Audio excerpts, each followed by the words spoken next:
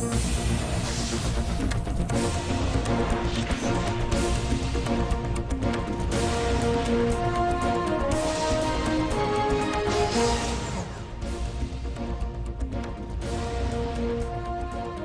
உள்ளதுள்ளபடி நிகழ்ச்சிக்கு உங்களை வரவேற்கிறோம். தூத்துக்குடி மாவட்டத்தில் உள்ள ரசாயன தொழிற்சாலை அதுவும் காயல்பட்டினம் அதை சுத்தி உள்ள பெரும்பாலான பகுதிகளை அது பாதித்துக் கொண்டிருக்கிறது. அந்த ஆலையிலிருந்து வரக்கூடிய அந்த கழிவுகள் மூலமாக ஏற்படக்கூடிய பாதிப்புகளை சொன்னோம். குறிப்பா அங்க இருக்கக்கூடிய மக்களை அதை குறித்து சொல்லிட்டு இருக்காங்க. இதை பத்தி பேசுறதுக்காக அங்க அரங்கத்தில் வந்திருக்கிறார் சுற்றுச்சூழல் ஆர்வலர் ஆராய்ச்சியாளர் திரு நரசிம்மராஜன் அவர்கள். களத்திலிருந்து எமது செய்தியாளர் தெய்வானை நம்மோடு பேசிக் கொண்டிருக்கிறார்கள். தேவன், இப்ப அங்க இருக்கக்கூடிய மக்கள் அவங்க பொதுவா அவங்க சொல்லக்கூடிய பிரச்சனைகள் எல்லாம் நாம கேட்டோம். இதுக்கு முன்னாடி நீங்க சொன்னீங்க, நீங்க அங்க உள்ளபடி நிகழ்ச்சிக்காக நாம அந்த ஆலை முன்னாடி நம்ம போட போறோம்னு சொல்லும் போதே அந்த ஆலையில இருந்து அதற்குண்டான அந்த இடத்துல நீங்க எதுவும் போடக்கூடாது பண்ணக்கூடாது அப்படின்னு சொல்லி தடுத்தாங்க அப்படின்னு சொல்லிட்டு. சோ இந்த தடுக்கும் போதே கண்டிப்பா ஏதாவது ஏதோ ஒரு பிரச்சனை அப்படின்னா கண்டிப்பா அந்த பிரச்சனை ரிலேட்டடா அவங்க பேசினாங்க அப்படின்னாலே அந்த பிரச்சனை தீர்ந்து போயிடும். அதை பேச மறுக்கிறாங்க அப்படின்னாலே கண்டிப்பா அதுல ஏதோ பிரச்சனை இருக்கு அப்படிங்கறத அர்த்தம். சோ அது சம்பந்தமா எல்லா மக்களும் பேசிட்டு இருக்காங்க. அங்க இருக்கக்கூடிய மக்கள் வேறு என்ன மாதிரியான பிரச்சனைகளை சந்திக்கிறார்கள் அப்படிங்கறத கேளுங்க. அதாவது தற்போது உப்பளம் பாதிக்கப்பட்டதை பற்றி பேசிட்டு இருந்தோம். ஆனால் இப்போ விவசாயத்தால் பாதிக்கப்பட்டதை பற்றி நம்ம கூட பேசுறதுக்கு முருகானந்தம் இருக்கிறாங்க, பேரூராட்சி கவுன்சில். சார் சொல்லுங்க சார், இதனால விவசாயம் எப்படிப்பட்ட பாதிப்புகளை சந்திச்சிட்டு இருக்கா, எத்தனை ஏக்கர் இதனால பாதிக்கப்படுது, எவ்வளவு போகம் வளைஞ்சிட்டு இருந்தது, அதை பத்தின. அதாவது ஆர்மேரி பகுதியில் டிசிபிளுக்கு அருகில் 2000 ஏக்கர் விவசாய நிலங்கள் இருக்கு. இதில் விவசாய நிலத்திலிருந்து வடிகிற தண்ணி கடலில் கலக்கிற வசதி ஏற்படுத்தியிருக்கு. இவங்க டீசல் ரசனைக்குள்ள அவ்வளோத்தையும் அந்த வடிகால் அவ்வளோத்தையும் கொட்டி வடிகால் அவ்வளோத்தையும் மூடிட்டாங்க. அதனால் விவசாய நிலத்தில் உள்ள தண்ணீரை வடிய முடியாமல் விவசாய நிலம் முங்கி விவசாயம் பண்ண முடியாமல் ரொம்ப பாதிப்புகள் ஏற்படுத்திட்டு இருக்கு. ரெண்டாவது நிலத்தடி நீரும் ரொம்ப பாதிப்பாயிடுச்சு. அதாவது இதனால விவசாயிகள் ரொம்ப பாதிக்கப்பட்டிருக்காங்க.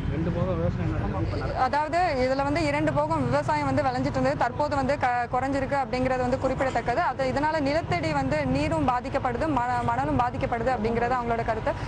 தற்போது நம்மளோட என்விரான்மெண்டல் இவங்க இருக்கிறாங்க. அப்துல் காதர், சொல்லுங்க சார். அதாவது எனக்கு 2 தலைமுறைகள் தெரியும். ஆரம்பத்தில் இருக்கும் பொழுது அங்கே என்னுடைய பையன் முதல்ல சென்னையில் ஆங்கில மீடியத்தில் படித்து கொண்டிருந்தான். அவனை இங்கே நான் ட்ரான்ஸ்ஃபர் ஆகி வரும்பொழுது இங்கே நல்ல ஸ்கூல் இருக்குதான்னு பார்க்கும்பொழுது நம்ம ஊரில் அந்த நேரத்தில் ஆங்கில மீடியம் இல்லை, அதனால கெமிக்கலில் நாங்கள் போட்டோம். அவன் ரொம்ப ஹெல்த்தியாக இருந்தான். இங்கே வந்த பிறகு கொஞ்ச நாள்லேயே அவனுக்கு பிரைமரி காம்ப்ளெக்ஸ் ஏற்பட்டு ரொம்ப சிரமப்பட்டான். அதற்கு பிறகு என் பிள்ளைகள் அங்கே யாருமே நான் எங்கேயுமே போடவில்லை. அதோடு மட்டும் இல்லாமல் நான் காயல்பட்ட மருத்துவ அறக்கட்டளினுடைய ஆரம்பகர்த்தா செயலாளர் என்ற முறையிலையும் அங்கே வரக்கூடிய பிள்ளைகளுடைய நிலைகளை நான் ரொம்ப அறியக்கூடியவனாக இருக்கின்றேன். உதாரணத்துக்கு பார்க்கும்போது எங்கள்கிட்ட ஒரு பெரிய தமிழ்நாட்டிலேயே சிறந்த ஒரு டிசிஹெச் குழந்தை வைத்து மருத்துவர் இருக்கார். அவரை கேட்கும்பொழுது ஃபுல்லாக சொல்கிறாரு, நம்ம ஊருடைய மக்கள் பிறந்து குழந்தை இதுவரைக்கும் 5, 6, 7, 10 வயசு வரை உள்ளக்கும் பிரைமரி காம்ப்ளெக்ஸோ வீசிங் ப்ராப்ளமோ இல்லாத குழந்தைகள் யாருமே இல்லைன்னு சொல்கிறாங்க. அது மட்டும் இல்லை, சாதாரணமாக நம்ம வயல் நடந்து போகும்பொழுது தவளையினுடைய குரல்கள், அதாவது சாதாரண நம்ம கொக்கு இதெல்லாம் இருக்கும். இப்போ சாதாரணமாக நம்ம தமிழ்நாட்டை தென்னகத்தை சேர்ந்த 2 புலவர்கள் பாடிக்கிறாங்க. நாராய் நாராய் செங்கால் நாராய் பழம்படு வனையின் கிழங்கு பிளந்தன்ன பவளக்கூர்வாய் செங்கால் நாராய். அப்போ அந்த இடத்துல அவர் என்ன பாடியிருக்கிறாருன்னா பனைமரத்தையும் பாடியிருக்கிறாரு, அதே நேரத்தில் செங்கால் நாரையும் பார்க்க முடியாது பாடியிருக்காரு. ஆனால் இப்படி பார்க்கும்போது பனைமரத்தையும் காணும், செங்கால் நாராயும் காணும். அதனால் இதில் என்ன தெரியுதுன்னு கேட்டால் இந்த கெமிக்கல் இதனால சுற்றுப்புறச்சூழல் அதிகமாக பாதிக்கப்படுது. நாம் அந்த கெமிக்கல் ஃபேக்டரி வேணான்னு சொல்லவில்லை, அதை மூடுங்கன்னு சொல்லவில்லை. ஆனால் எங்களுக்கும் இந்த சுற்றுப்புறத்தில் மற்ற கிராமத்து மக்களுக்கும் எந்த விதமான பாதிப்பும் இல்லாத முறையில் நீங்கள் இது லாபகரமாக நடத்துங்க, நிறைய பலன்கள் இருக்கத்தான் செய்யலாம். அதுக்காக நான் எங்களுடைய குறிக்கோள் என்னென்னா அவங்க எல்லாம் தயாரிக்கட்டும். அதே நேரத்தில் அவங்களுடைய மாநிலமான குஜராத்தை விட்டு இங்கே அதாவது மக்களுக்கு தீமை விளைவிக்கக்கூடிய இதுகளை இங்கேயே ஆரம்பிக்கின்றார்கள். அங்கெல்லாம் எதிர்ப்பு. ஆனால் நம்ம மக்கள் என்ன அதை ஒத்துக்கொள்கிறார்கள். ஆகவே நம்ம மக்கள் பொதுவாக தமிழ்நாட்டில் உள்ள அத்தனை மக்களும் இதனால் பாதிக்கப்படுகிறார்கள். ஆகவே நம்முடைய அரசாங்கத்தையும் கேட்டுக்கொள்ள என்றால் அவர்கள் நடத்தட்டும். ஆனால் அதுக்குரிய சேஃப்கார்டு, அதுக்குரிய ப்ரொடெக்ஷன் பண்ணி அவங்க நடக்க வேண்டியது எங்களுடைய கோரிக்கை. அதாவது அண்ட்ரூஸ் இதனால பாதிக்கப்பட்டவங்களோட எண்ணிக்கை பார்த்தீங்கன்னு வச்சுக்கிட்டீங்கன்னா 436 பேர் இதனால பாதிக்கப்பட்டிருக்காங்க. இதனால தற்போது மீட்டு எடுக்கப்பட்டவங்களோட எண்ணிக்கை 49 ஆகவும் தற்போது சிகிச்சை பெற்றுட்டு இருக்கவங்களோட எண்ணிக்கை 45ஆகவும் இருக்கு. அதாவது இது புற்றுநோயாளர் இறந்தவங்களோட எண்ணிக்கை 332. இது கேட்கறதுக்கே ஒரு அதிர்ச்சி தரக்கூடிய விஷயமா இருக்கு அண்ட்ரூஸா. தொடர்ந்து பேசலாம் தெய்வானே. அவங்க சொன்னது போல 332 பேர் இந்த புற்றுநோயால் பாதிக்கப்பட்டு உயிரிழந்திருக்கிறார்கள் என்ற கருத்தை முன்வைத்திருக்கிறார்கள். குறிப்பா அந்த ஆலையின் இருந்து வரக்கூடியதுல அந்த கழிவு மூலமாக நிலம், நீர், காற்று எல்லாமே மாசுபட்டு கொண்டிருக்கிறது. அதன் மூலமாக இருக்கக்கூடிய அந்த பகுதி வாழ் மக்கள் அனைவருடைய வாழ்வாதாரமும் அவங்க வாழக்கூடிய சூழலும் இல்லாத ஒரு நிலை ஏற்பட்டிருக்கிறது. இது பற்றி பேசுவதற்காக நம்மோடு சுற்றுச்சூழல் ஆர்வலர் நம்மோடு இணைந்திருக்கிறார் திரு அருள்செல்வம். அவர்கிட்ட கேட்கலாம். அருள்செல்வம் சார், இப்போ தூத்துக்குடி மாவட்டத்தில் காயல்பட்டினம் நகரத்தில் ஒரு ரசாயன ஆலை அங்க செயல்பட்டு வருகிறது. அது இருக்கக்கூடிய அதிலிருந்து வரக்கூடிய அந்த கழிவு மூலமாக அங்க இருக்கக்கூடிய மக்கள் அனைவரும் பல்வேறு விதமான பிரச்சனைகளால் பாதிக்கப்பட்டுக் கொண்டிருக்கிறார்கள். நீர், நிலம், காற்று இது போன்று எல்லா வகையிலும் அவர்களுக்கு அது இடையூறாக இருக்கிறது, பிரச்சனை தந்து கொண்டிருக்கிறது என்று அந்த மக்கள் கூறுகிறார்கள். இதை நீங்க ஒரு சுற்றுச்சூழல் ஆர்வலர் நீங்க எப்படி பாக்குறீங்க? இதை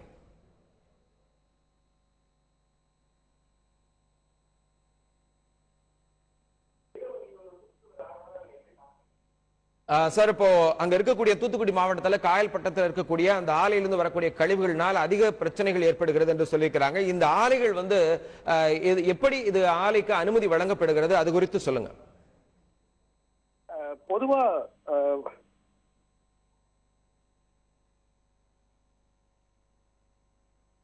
வணக்கம், பேசுங்க சார். ஹலோ. பொதுவா பாத்தீங்கன்னா நம்ம சுற்றுச்சூழல் பாதுகாப்பு சட்டம் 1986 அடிப்படையில் தான் இந்த விஷயங்கள்லாம் கையாளப்படுது. பொதுவா பாத்தீங்கன்னா இந்த தொழிற்சாலைகள் அமைக்கிறதுக்கு முன்பா அந்த இடம் மக்கள் வாழ்விடமா அல்லது அது ஒரு கிளாசிபிகேஷன் செய்யப்பட்ட பகுதியான்னு பாக்குறது இல்ல. குடியிருப்பு பகுதி அருகாமையில அல்லது ஒரு இயற்கை வளம் பாதிக்கப்படும் வகையில அனுமதி அளிக்கப்படுது. உரிய முறையில அந்த ஒரு திட்டம் வர்றதுக்கு முன்னாடி பாத்தீங்கன்னா அவங்க நான் இந்த மாதிரி ஒரு திட்டம் அமைக்க போறேன்னு சொல்லி ஒரு மனு செய்வாங்க. அந்த மனுவின் அடிப்படையில அவங்க ஒரு டேர்ம்ஸ் அண்ட் ரெஃபரன்ஸ் சொல்லுவாங்க. மத்திய சுற்றுச்சூழல் வனத்துறை அமைச்சகம் TOR தருவாங்க. அந்த TORல இந்த பகுதியில என்னென்ன ஆய்வு செய்யணும், என்னென்ன முக்கியமான விஷயங்கள் இருக்கு அப்படின்ற விஷயங்களை அதுல தெளிவா அந்த விவரிக்கப்பட்டிருக்கும். அதன் அடிப்படையில ஒரு மத்திய அரசால் அங்கீகரிக்கப்பட்ட அல்லது மத்திய சுற்றுச்சூழல் வனத்துறை அமைச்சால் அங்கீகரிக்கப்பட்ட ஒரு நிறுவனம் EIA என்விரான்மெண்டல் இம்பாக்ட் அசஸ்மெண்ட் சுற்றுச்சூழல் தாக்கீது அறிக்கை அவங்க ஆய்வு செஞ்சு அந்த அறிக்கையை சமர்ப்பிப்பாங்க.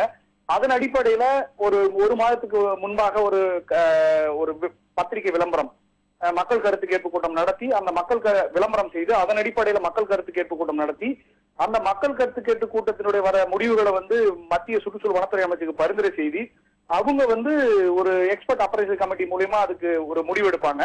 அந்த முடிவின் அடிப்படையில் தான் என்வரான்மெண்ட் கிளியரன்ஸ் மத்திய அமைச்சகம் கொடுக்குறாங்க. ஆனா இங்க பாத்தீங்கன்னா அந்த சுற்றுச்சூழல் பாதுகாப்பு சட்டத்தின் கீழே ஒரு மாநிலம் அல்லது யூனியன் டெரிட்டரியில பாத்தீங்கன்னா மாசு கட்டுப்பாட்டு வாரியம் அல்லது அந்த பொல்யூஷன் கண்ட்ரோல் போர்டுன்னு சொல்லி இருக்காங்க.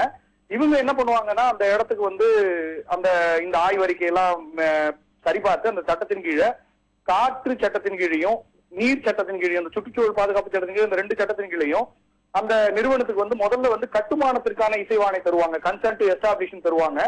அதுல பாத்தீங்கன்னா சில நிபந்தனைகள் கொடுக்கப்பட்டிருக்கும். பொதுவான நிபந்தனைகள்னு ஒரு வகையும் ஸ்பெஷல் கண்டிஷன்ஸ் கொடுத்துருப்பாங்க. ஏன்னா ஒரு ரசாயன தொழிற்சாலைக்கு அந்த ஸ்பெஷல் கண்டிஷன் ரொம்ப மாறும், வேற ஒரு தொழிற்சாலைக்கு அதுக்கான கண்டிஷன்ஸ் மாறும், அந்த மாதிரி கொடுப்பாங்க. அந்த கண்டிஷன்ஸ் அவங்க ஃபில்ஃபில் பண்ணிருக்காங்களா அப்படின்னு இன்ஸ்பெக்ட் பண்ணணும். அந்த மாசு கட்டுப்பாட்டு வாரியம் இன்ஸ்பெக்ட் பண்ணிட்டு அப்புறம் தான் கன்சென்ட் டு ஆபரேட்னு இயக்குவதற்கான இசைவாணை இதே காற்று மற்றும் நீர் சட்டத்தின் கீழே கொடுப்பாங்க. இதான் முறை. ஆனா இந்த விஷயங்கள்ல பாத்தீங்கன்னா பெரும்பாலும் இந்த சட்டத்துல இருக்கக்கூடிய சில அந்த இடைவெளியை பயன்படுத்திக்கிட்டு அவங்க என்ன பண்றாங்கன்னா சில அனுமதிகள் இப்ப உதாரணமா இந்த இன்னைக்கு பிரச்சனைக்கு பேசப்படக்கூடிய இந்த தூத்துக்குடி மாவட்டத்துல பேசக்கூடிய இந்த DCW நிறுவனம் பாத்தீங்கன்னா அது பின்னாடி இருக்கக்கூடிய அந்த கடற்கரை பாத்தீங்கன்னா செங்கடல் மாதிரி இருக்கும். இதுக்கு எத்தனையோ துறைகள் இருக்காங்க. அவங்க எல்லாம் ஏன் அந்த இடத்துல அப்பப்ப பீரியாடிக்கலா செக் பண்ணணும்னு சொல்லி விதி இருக்கு. தண்ணியோ அல்லது நிலத்தடி நீரையோ அல்லது அந்த பகுதியில் இருக்கிற மண்ணையோ அல்லது அந்த கடல் வளத்தையோ அவங்க ஆய்வு செய்யணும்னு சொல்லி சட்டத்திலே வழிகாட்டுதல் இருக்கு. அதோடு இல்லாம அந்த பகுதி மக்கள் புகார் தரும் பொழுது அந்த புகாரின் அடிப்படையில் எந்த தொழிற்சாலை அந்த மாசுக்கு காரணமோ அந்த தொழிற்சாலை இந்த ஆய்வை மேற்கொள்ளணும் அப்படின்னு சொல்லி கூட வழிகாட்டுதல் சொல்லப்பட்டிருக்கு. ஆனா இந்த வழிகாட்டுதல் உரிய முறையில பின்பற்றப்படுகிறதா? அந்த நிறுவனங்கள் ரெகுலேட்டரி அத்தாரிட்டின்னு சொல்லுவாங்க, சட்டம் இருக்கு, சட்டம் செயல்படுறதுக்காக ரூல்ஸ் இருக்கு. அந்த ரூல்ஸ் வந்த பிறகு அதை நடைமுறைப்படுத்தணும்னு பாத்தீங்கன்னா அந்த ஏஜென்சிஸ், குறிப்பா சொல்லணும்னா மாசு கட்டுப்பாட்டு வாரியம், அப்புறம் மத்திய மாசு கட்டுப்பாட்டு வாரியம், சுற்றுச்சூழல் வனத்துறை அமைச்சகம், இந்த மாதிரி இந்த பல்வேறு இதுக்கான ஒரு கட்டமைப்புகள் சட்டத்தின்பால் உருவாக்கப்பட்ட கட்டமைப்புகள் இருக்கு. அந்த அமைப்புகள் உரிய முறையில தன்னுடைய கண்காணிப்பு பணியை உரிய முறையில மேற்கொண்டாங்கன்னா கண்டிப்பா ஓரளவு அத மாச சரிப்படுத்திருக்க முடியும். இந்த அளவு தாக்கம் இருந்திருக்காது. இவ்வளவு மக்களுடைய போராட்டம், கடுமையான போராட்டம், எதிர்ப்பு பயங்கரமான அளவுல ஒரு பெரிய அளவுல அந்த பகுதியில வந்து தெரிவிச்சும் கூட கடந்த ஆண்டு கூட பாத்தீங்கன்னா 29/11/2012 2 ஆண்டு முன்னாடி பாத்தீங்கன்னா ஒரு பெரிய அளவுல அங்க வந்து சீதக்காதி திடல்ல வந்து பெரிய அளவுல மக்கள் வந்து திரண்டு ஒரு பெரிய கண்டன ஆர்ப்பாட்டமும் ஒரு பெரிய பொதுக்கூட்டமும் நடத்தினாங்க. இவ்வளவு செஞ்சும் கூட வந்து இன்னும் வந்து பாராமுகமா அந்த இடத்துல சட்டத்தை உரிய முறையில அமுல்படுத்தாத இருக்கிறது ரொம்ப வருத்தமான விஷயமா தான் இருக்கு. உங்களுடைய தகவலுக்கு நன்றி திரு அருட்செல்வம்.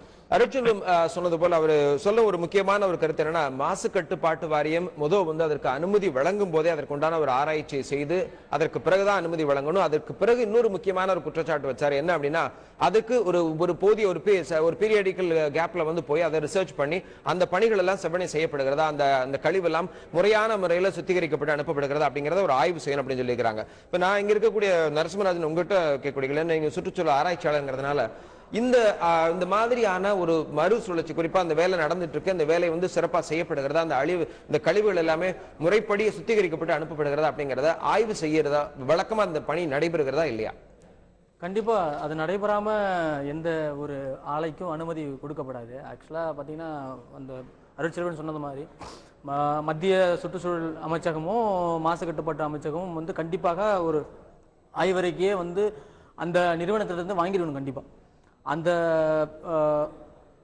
அந்த அறிக்கையை சமர்ப்பிக்க முன்னாடி அதை வந்து ஒரு ஒரு எக்ஸ்பர்ட் டீம், அதாவது ஒரு அங்கீகரிக்கப்பட்ட ஒரு எக்ஸ்பர்ட் டீம் கிட்ட கொடுத்து அந்த பகுதி சுற்றுவட்டார பகுதிகளில் என்விரான்மெண்டல் இம்பாக்ட் அசஸ்மெண்ட் பண்ணியிருக்கணும். அதனுடைய அறிக்கையினுடைய அந்த தன்மையை பொறுத்து தான் அங்கே வந்து அந்த ஆலை கட்டுவதற்கு அனுமதி வழங்கலாமா வழங்கக்கூடாதாங்கிறது முடிவு பண்ணுவாங்க. கண்டிப்பா எந்த ஆலை இன்னைக்கு இந்தியாவில் கட்டணும்னாலும் கண்டிப்பா அந்த டிஓஆர்ல அந்த என்ஓசி வாங்கியே ஆகணும். கண்டிப்பா இந்த என்ஓசி வாங்கியே ஆகணும் அப்படிங்கிற சூழல் வந்திருந்ததுன்னா இது போன்ற ஒரு பாதிப்பு இந்த சாதாரண மக்கள், அவங்க பாதிக்கப்படக்கூடிய மக்கள் அவங்களே இப்ப இன்னைக்கு எடுத்துரைக்கிறாங்க, அவங்க ஆதாரத்தோட எடுத்துரைக்கிறாங்க, அவங்க சந்திக்கிற பிரச்சனைகளை சொல்லிட்டு இருக்காங்க. சோ இது ஒரு மாசு கட்டுப்பாட்டு வாரியத்துக்கோ இல்ல மத்திய சுற்றுச்சூழல் அமைச்சகத்துக்கோ இது தெரிஞ்சிருக்காதா? ஏன் இது இன்னமும் தொடர்ந்துகிட்டே இருக்கு? நம்ம ஒரு விஷயத்தை கவனிக்கணும். இந்த ஆலை கட்டப்பட்டது 1952 சொன்னாங்க இல்லையா? சோ 1952 கட்டப்பட்டிருக்குங்கும் பொழுது அதற்கப்புறம் வந்து நிறைய காலநிலை மாற்றங்கள், சூழ்நிலை மாற்றங்கள், என்விரான்மெண்ட்ல வந்து நிறைய சேஞ்சஸ், இது மாதிரி பல விஷயங்கள் நடந்திருக்கு. ஸோ அன்றைக்கு கட்டப்பட்ட அந்த கட்டுமானம் இன்றைய காலகட்டத்திற்கு எந்த அளவுக்கு போதுமானதாக இருக்கிறதுங்கிறத மறு ஆய்வு செய்ய வேண்டியது எனக்கு அவசியம்னு தோணுது. காரணம் கடற்கரை அருகிலே இருக்கு. வந்து சொன்ன மாதிரி Gulf of Mannar Marine National Park வந்து ஒரு முக்கியமான ஒரு கடல் நேஷனல் பார்க்கு. அங்க வந்து கடல் பசுன்னு சொல்லப்படக்கூடிய ஒரு உயிரினம் இருக்கு. அது மட்டும் இல்லாம நிறைய வந்து பவளப்பாறைகள் இருக்கு. இப்படி எண்ணற்ற கடல்வாழ் உயிரினங்கள் இருக்கு. ஸோ அப்படிப்பட்ட ஒரு இடம் பக்கத்திலே இருக்கிற பட்சத்துல நம்ம தொடர்ச்சியான ஆய்வுகளை மேற்கொண்டு அது சரியாக இருக்கிறதான்னு பார்க்க வேண்டியது உண்மையிலேயே அவசியம் தான் எனக்கு தோணுது. கண்டிப்பாக மாசு கட்டுப்பாட்டு வாரியம் மற்றும் மத்திய சுற்றுச்சூழல் அமைச்சகம் அனுமதி வழங்கப்பட்ட ஒரு காலம் வேறு. ஆனா அந்த காலம் வந்து தாண்டி இப்ப இன்றும் வந்து அந்த ஆலை இயங்கிக் கொண்டு வருகிறது. அந்த ஆலையின் மூலமாக பல்வேறு விதமான பிரச்சனைகளை சந்தித்துக் கொண்டிருக்கிறார்கள். அதை இவங்க சொன்ன ஒரு கருத்து என்னன்னா, கண்டிப்பாக மறு ஆய்வு செய்யணும் அப்படிங்கிற ஒரு கருத்தை முன் வச்சிருக்கிறாங்க. அந்த மறு ஆய்வு செய்யப்படுகிறதா, அந்த மக்கள் என்ன மாதிரியான போராட்டங்கள் எல்லாம் ஈடுபட்டார்கள்? தொடர்ந்து பேசலாம் ஒரு சிறிய இடைவேளைக்கு பிறகு.